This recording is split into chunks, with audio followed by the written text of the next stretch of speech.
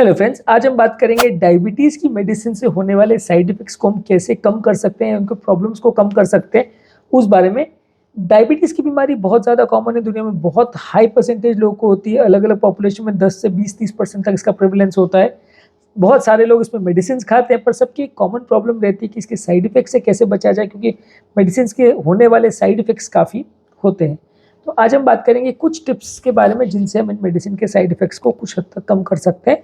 जिनका हम ध्यान रखेंगे तो मेडिसिन से हमें प्रॉब्लम्स कम होगी।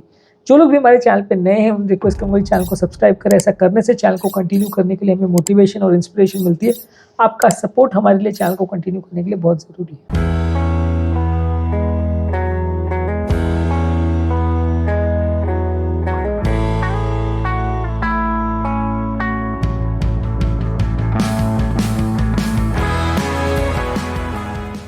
पहला इंपॉर्टेंट टिप है कि जो भी इंस्ट्रक्शंस या जो भी दवाइयाँ डॉक्टर ने दी है उसको उस टाइम के हिसाब से, उस चीज़ों के हिसाब से ही फॉलो करें, बहुत ज़्यादा ज़रूरी है।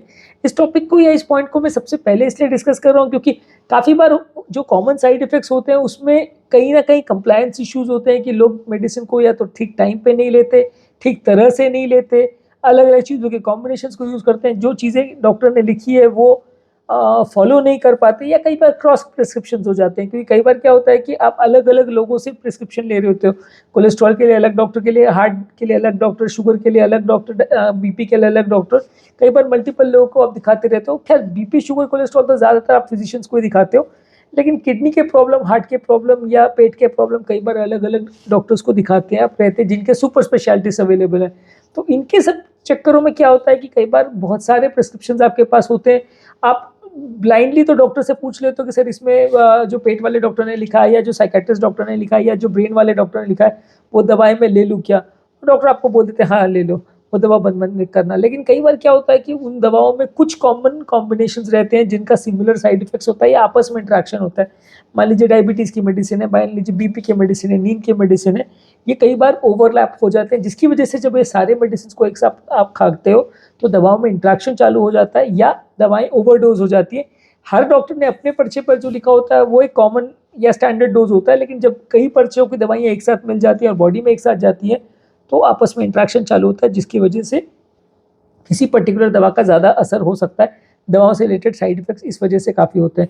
तो सबसे कॉमन या इंपॉर्टेंट टिप है कि मल्टीपल डॉक्टर्स ने जो आपको लिखा है, एक तो वो पर्चों को सबको एक कॉमन एक्सेल शीट बना लीजिए या एक टाइप आप पैटर्न बना लीजिए, उसके हिसाब से उसमें चार्ट कर लीजिए कि ये 25 दवाएं मेरे को पेशेंट को चल रही है, जिसमें कॉलम वाइज आपने डिवाइड कर लिया कि ये गैस्ट्रोएंटरोलॉजिस्ट की, ये कार्डियोलॉजिस्ट की, न्यूरोलॉजिस्ट की। इसका फ़ायदा ये होगा कि जब कभी भी आप दवाइयाँ दे रहे हो तो डबल ट्रिपल नहीं होगा, एक चीज़। और दूसरा, आप जब भी डॉक्टर के पास भी जाओगे तो आप साइड में वो एक सारी पर्चियाँ एक ही प्रेस्क्रिप्शन में होंगी, तो दिखाना और डिस्कस करना ज़्यादा ईजी रहता है। डॉक्टर की तरफ से कह रहा हूँ, ये मैं अपने पर्सपेक्टिव से भी कह रहा हूँ कि कई बार क्या होता है कि आपके पास टाइम का शॉर्टेज होता है, बहुत सारे पेशेंट्स होते हैं और बहुत सारे पर्चे लेके एक पेशेंट आता है, पूरी इतनी बड़ी फाइल लेके आ जाता है पेशेंट की, ये पेट का चल रहा है, ये सर का चल रहा है, इसका चल रहा है, उसका चल रहा है। अब आपके पास इतना टाइम नहीं हो पाता कि आप वो सारे प्रिस्क्रिप्शंस को बैठ के मैच कर सको कि इसमें क्या चल रहा है, उसमें क्या चल रहा है। और कई बार एक एक पेशेंट 5-5, 6-6 डॉक्टर्स की दवाइयाँ ले रहा होता है, तो इसलिए बेटर होगा कि सारी मेडिसिन को एक जगह पे आप लिख लीजिए। तो उससे कम, जब भी आप डॉक्टर के पास जाओ तो उसको अलग अलग पर्चे ढूंढने की जरूरत नहीं पड़ेगी। एक और इसका कारण है कि कई बार इतने पर्चे होते हैं कि पेशेंट को कई बार पता ही नहीं होता कि लेटेस्ट पर्चा कौन सा है, किस डॉक्टर को कब दिखाया था। क्योंकि उसमें फिर प्रॉब्लम ये होती है कि किसी डॉक्टर को 6 महीने पहले दिखाया था, उसका एक पेपर खो गया, आपने फार्मेसी को या किसी को लाने के लिए दवा को भेजा, उसका पेपर खो गया, उसका पेपर मिसप्लेस हो गया। तो कई बार कंफ्यूजन हो जाता है कि किस डॉक्टर का कौन सा पर्चा चल रहा है अभी, और किसने लास्ट टाइम कौन सी दवा लिखी थी और अभी कोई साइड इफेक्ट के लिए कौन सी दवा चेंज करी थी। तो इसके चक्कर में बहुत ज़्यादा कंफ्यूजन हो जाता है। तो सब दवाइयों को एक जगह लिख लेने से या एक जगह उसको चार्टिंग कर लेने से थोड़ा सा ये कंफ्यूजन दूर हो जाएगा। नेक्स्ट है कि डॉक्टर के जो इंस्ट्रक्शंस है उनको भी प्रॉपर्ली फॉलो करिए। कई बार उनको भी कम ज़्यादा फॉलो करने से या उसको ध्यान नहीं देने से कई बार गड़बड़ियाँ हो जाती है।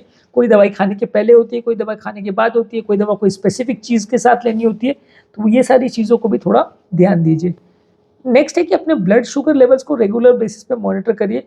कई बार क्या होता है कि आप शुगर की दवाइयाँ तो ले रहे होते हो, लेकिन दवाई आप मॉनिटर करते हो शुगर को 3 महीने में एक बार, 4 महीने में एक बार। तो खाली पेट और भरा पेट के बाद दवाइयाँ कितना असर कर रही है, कितनी दवाई आपकी बॉडी में जा रही है, इसका आपको कुछ भी अंदाज नहीं रहता, जिसकी वजह से फिर आपको प्रॉब्लम होती है। तो जब कभी भी आप मेडिसिन ले रहे हो तो आपके ब्लड शुगर लेवल्स को रेगुलर बेस पे चेक करिए, क्योंकि सबसे कॉमन प्रॉब्लम ये शुगर फ्लक्चुएशंस की वजह से आती है। तो अगर आपको एग्जैक्टली पता है, मैं ऐसा नहीं कह रहा हूँ कि दिन में 5 बार चेक करिए, पर एटलीस्ट हफ्ते में 2-3 बार चेक करिए, तो एक अंदाज आपको रहेगा कि आपका शुगर वैल्यूज ठीक चल रही है कि नहीं।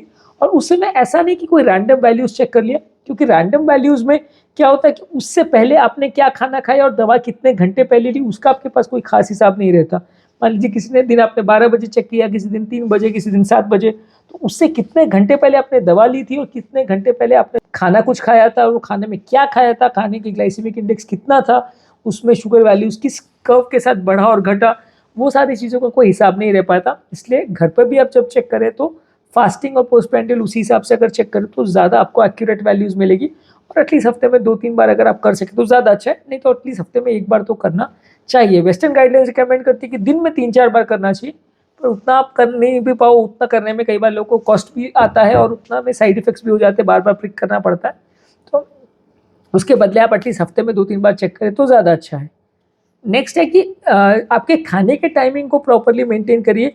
सबसे ज़्यादा शुगर से रिलेटेड प्रॉब्लम्स होने का रिस्क इसलिए होता है कि लोग कई बार कुछ खाते हैं, कई बार कुछ नहीं खाते, कई बार पूरा फुल डाइट खा लेते हैं और कई बार अगले दिन उपवास कर लेते हैं। तो अगर आप शुगर के डाइट्स वाले पेशेंट में अगर डाइट्स को इतना ज़्यादा वेरी करेंगे तो दवाओं को असर करने के हिसाब से प्रॉपर एक्शन उनका हो नहीं पाएगा, क्योंकि हर दवा का क्या है, एक पीक लेवल और एक ट्रफ लेवल होता है, एक क्रेस्ट और एक ट्रफ लेवल होता है। एक खाने के एक पर्टिकुलर टाइम में दवा ज़्यादा असर करती है, उसके बाद दवा कम असर करती है। तो मान लीजिए अगर आपने दवा अलग अलग दिन पे अलग अलग टाइम पे खाया, या अलग अलग दिन पे अलग अलग तरह का खाना खाया, और वो खाना किसी दिन ज़्यादा शुगर वाला था, किसी दिन कम शुगर वाला था, किसी दिन खाना ही नहीं खाया, तो आपका बॉडी का जो शुगर लेवल है वो बार बार बहुत ज़्यादा फ्लक्चुएट करेगा, और दवा कई बार बहुत ज़्यादा असर कर जाएगी, कई बार बहुत कम असर कर जाएगी। जब दवा पीक वैल्यू पे है उस समय अगर आपने खाना नहीं खाया है तो शुगर ज़्यादा कम हो जाएगा, और जब ट्रफ लेवल पे उस समय अगर आपने ज़्यादा खाना खाया और ज़्यादा शुगर वाला खाना खाया तो शुगर बहुत ज़्यादा शूटअप हो जाएगा। उस समय अगर आपने चेक कर लिया तो आपको लगेगा कि शुगर बहुत ज़्यादा चल रहा है, और जिस टाइम पे आपने दवा लेके तुरंत में चेक किया तो लगेगा शुगर बहुत कम चल रहा है। तो आपकी वैल्यूज़ बहुत बार गलत हो सकती है। तो क्या खाना खा रहे हो उसका एक प्रॉपर बैलेंस आप मेंटेन करिए, और एक बैलेंस डाइट हर बार लेंगे, एक पर्टिकुलर टाइम ड्यूरेशन और इंटरवल के बाद लेंगे तो ज़्यादा अच्छा आपको रिजल्ट मिलेगा। नेक्स्ट है कि आपके सिम्टम्स का प्रॉपर ध्यान रखिए कि आपको क्या सिम्टम्स हो रहे हैं, क्या प्रॉब्लम्स हो रही है, उनका एक प्रॉपर हिसाब रखिए। क्योंकि कई बार क्या होता है कि आपको शुगर लेवल सडनली कम होता है, या आपको चक्कर आते हैं, कमजोरी आते हैं, उसका आप बिल्कुल ध्यान नहीं रखते, और फिर जब पेशेंट सडनली अनकॉन्शियस हो जाता है उसके बाद रिलेटिव्स डॉक्टर के पास लेके भागते हैं पेशेंट को। तो आपने अगर सिम्टम्स का अर्ली स्टेज पे अगर ध्यान रख लिया और उनको अर्ली ट्रैक कर लिया तो शुगर की प्रॉब्लम्स या सीरियस प्रॉब्लम्स होने से पहले आप पकड़ लोगे प्रॉब्लम को, और उसमें दिक्कत नहीं आएगी। मान लीजिए किसी को पेशाब में जलन हो रहा है, जैसे SGLT2 इनहिबिटर से यूरिन में इन्फेक्शन हो सकता है, तो आप उसको अर्ली डिटेक्ट कर लोगे तो डॉक्टर पास चले जाओगे। जब वो पूरा पस बन जाएगा और किडनी तक पहुंच जाएगा उसके बाद आप पहुंचोगे तो फिर दिक्कत हो जाती है। मान लीजिए किसी दवा से आपको लूज मोशन हो सकते हैं, किसी दवा से मान लीजिए आपको वजन कम या ज़्यादा हो सकता है, तो आप डॉक्टर के पास तब जाओगे जब आपका वजन 20 किलो बढ़ जाएगा या 20 किलो कम हो जाएगा, तो फिर वापस से उस लेवल पे आना बड़ा मुश्किल है। तो अर्ली स्टेजेस में अगर चेंजेस हो रहे हैं तो आपकी बॉडी को प्रॉपर्ली अगर आप मॉनिटर कर रहे हो, सिम्टम्स को प्रॉपर्ली मॉनिटर कर रहे हो, तो आप जल्दी डॉक्टर के पास जा पाओगे, दवाइयों को चेंज एडजस्ट करवा पाओगे। नेक्स्ट है कि हेल्दी लाइफस्टाइल रखने का कोशिश कीजिए। जितना हेल्दी आपका लाइफस्टाइल रहेगा, daily walking, running, jogging, exercise सब आप करोगे, हेल्दी डाइट करोगे, मेंटल स्ट्रेस वगैरह कम लोगे, स्मोकिंग, अल्कोहल वगैरह कम करोगे, उतना ड्रग रिलेटेड साइड इफेक्ट्स होने का चांस कम होगा। नेक्स्ट है कि अगर आप डायबिटिक मेडिसिन ले रहे हो तो बॉडी का हाइड्रेशन को रखना मेंटेन जरूरी है, खासकर अगर आप डायबिटीज़ में मेटफॉर्मिन मेडिसिन ले रहे हो, क्योंकि बहुत ज़्यादा डिहाइड्रेशन होने से कई बार बॉडी में लैक्टिक एसिड ज़्यादा बनने लगता है। अगर आप मेटफॉर्मिन ले रहे हो तो वो आपकी बॉडी में लैक्टिक एसिडोसिस कर सकता है, जो कि एक डेंजरस साइड इफेक्ट है। तो आपके जब भी आप ये दवाइयाँ ज़्यादातर ले रहे हो, इवन कोई भी डायबिटिक मेडिसिन ले रहे हो, इवन SGLT2 इनहिबिटर्स भी अगर आप ले रहे हो और अगर हार्ट फेलियर नहीं है तो आपको पानी ज़्यादा ही पीना चाहिए, क्योंकि बहुत सारे साइड इफेक्ट्स जो हैं वो डिहाइड्रेशन से बढ़ जाते हैं। जैसे यूरिन में इन्फेक्शन होने का चांस डिहाइड्रेशन से बढ़ जाता है, किडनी पर असर होने का चांस डिहाइड्रेशन से बढ़ जाता है, BP फ्लक्चुएशन होने का चांस डिहाइड्रेशन से बढ़ जाता है। तो ये सारे दवाओं को अगर आप इंट्रैक्शन का ध्यान में रख के लेंगे तो ज़्यादा अच्छा है, पानी अगर साथ में ज़्यादा लेंगे तो ज़्यादा अच्छा है।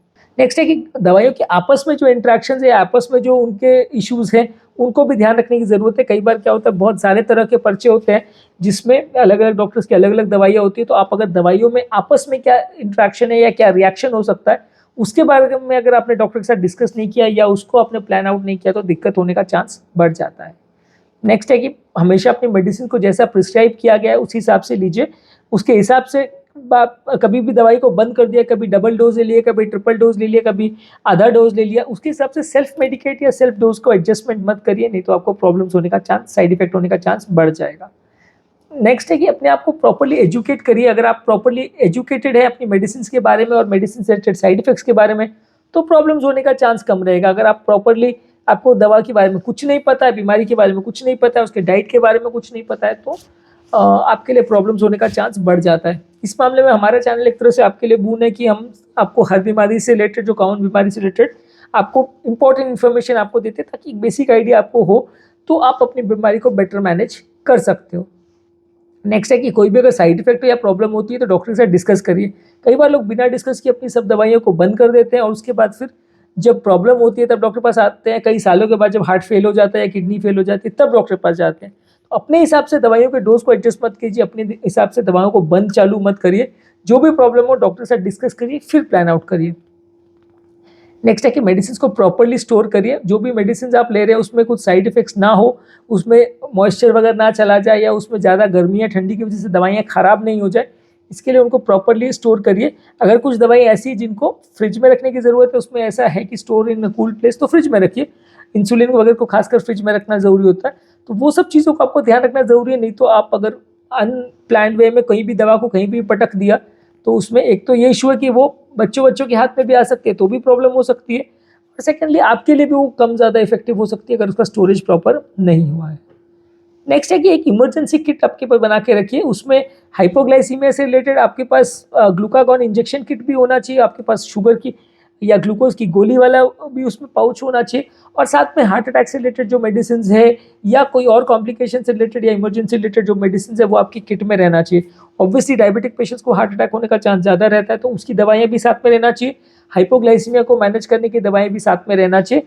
तो उसमें आपको सिर्फ ग्लूकोज की गोली नहीं, ग्लूकागोन के इंजेक्शंस भी आते हैं जो अनकॉन्शियस पेशेंट में असर करते हैं, वो भी अगर आप साथ में रखें तो आपको ज़्यादा सेफ रहेगा। आप घर पे उसको दे के फिर अगर हॉस्पिटल पहुंचते हो तो तब कंपेरेटिवली आपका टाइम लैप्स कम होगा और बॉडी को डैमेज कम होगा, जल्दी असर हो जाएगा और आपके पेशेंट को उतना पैनिक नहीं होगा हाइपोग्लाइसीमिया की वजह से जितना नॉर्मली आपको होगा अगर आपका पेशेंट अनकॉन्शियस हो जाएगा तो।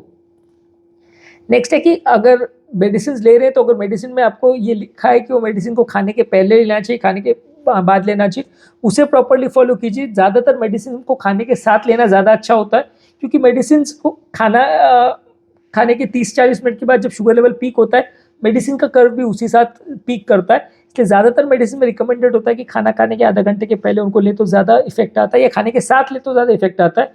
मेडिसिन खाने के बाद अगर आप खाना मिस कर दिया तो दिक्कत हो जाएगी। तो इसलिए कभी भी जब भी आप मेडिसिन ले रहे हो तो इंश्योर कीजिए कि उसके बाद आप खाना तुरंत खाएं, नहीं तो कई बार खाना मिस कर दिया तो शुगर बहुत ज़्यादा लो हो जाएगा। और मेडिसिन को खाने के साथ ले तो ज़्यादा अच्छा है। खाली पेट अगर मेडिसिन को लेंगे तो उसमें रिएक्शन होने का चांस या साइड इफेक्ट्स होने का चांस थोड़ा ज़्यादा रहता है। हाइपोग्लाइसीमिया के सिम्टम्स और इफेक्ट्स के बारे में आपको पता रहना चाहिए, जैसे कि अगर बॉडी वाइब्रेट या चक्कर खाने लगे या कंपन होने लगे या आपको चक्कर आ रहे हैं या पसीना बहुत ज़्यादा आ रहा है, भूख ज़्यादा बहुत लग रही है, कमजोरी बहुत अच्छी लग रही है, नींद ज़्यादा आ रही है, अगर इस तरह के कोई भी सिम्टम्स हो रहे हैं तो तुरंत आपको ग्लूकोज देना है। चीनी, बिस्कुट, चॉकलेट यूजुअली बहुत देर में असर करती है, इसलिए उनको अवॉइड कीजिए। ग्लूकोज पाउडर या गोली रखें तो ज़्यादा जल्दी असर करेगा, ज़्यादा फायदा होगा।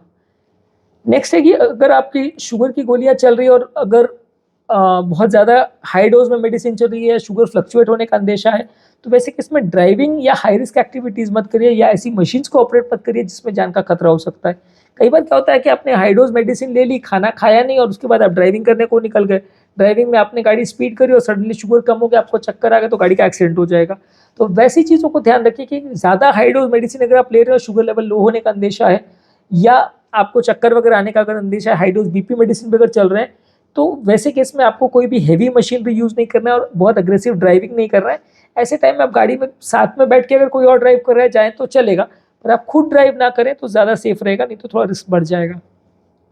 कोई भी दवा का अगर एलर्जिक रिएक्शन हो रहा है, जैसे चेहरा पे सूजन आ रही है या सांस लेने में तकलीफ हो रही है, चकत्ते वगैरह पड़ रहे हैं, धड़कन बढ़ रही है, तो इस तरह के साइड इफेक्ट्स अगर हो रहे हैं तो उसको ध्यान रखना ज़रूरी है। और जब कभी भी इस तरह का साइड इफेक्ट हो तो मेडिसिन के लिए डॉक्टर को डिस्कस करना ज़रूरी है और मेडिसिन का डोज को चेंज करवाना ज़रूरी है।